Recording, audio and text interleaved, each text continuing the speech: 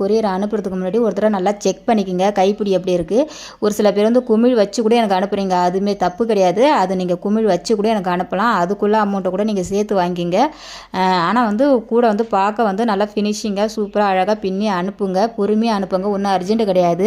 நான் வந்து கடைலாம் எதுவும் வச்சிடல, நானும் உங்களை மாதிரி வாங்கி லோக்கலில் தான் சேல்ஸ் பண்ணிகிட்டு இருக்கேன் ஆள் வச்சு. அதனால் எனக்கு கூடலாம் அர்ஜென்ட்டு கிடையாது. நீங்கள் பொறுமையாக வந்து ஒரு ஆர்டர் எடுத்து நிதானமாக கூட நல்லா அழகாக அர்த்தமாக தரமாக பின்னி எனக்கு அனுப்புங்க. அப்போ தான் அது எனக்கும் வந்து ஒரு யூஸ்ஃபுல்லாக இருக்கும். இது வந்து பார்த்திங்கன்னா நான் வந்து பொதுவாக சொல்கிற ஒரு மெசேஜ் தான் இது எல்லாருக்கும் வந்து. இப்போ ஏன்னா என்கிட்ட இப்போ 20 பேர் கூட பின்னி தரீங்க. இப்போ எல்லாருக்கும் வந்து இது நான் பொதுவாக சொல்கிற ஒரு மெசேஜ் தான், நான் யாரையும் குறிப்பிட்டு சொல்லலை. அதனால் யாரும் வந்து என்ன தான் சொன்ன உன்னை தான் சொன்னீங்கன்னு சொல்லி இதில் வந்து யாரும் வந்து தப்பாக நினச்சிக்க வேணாம்.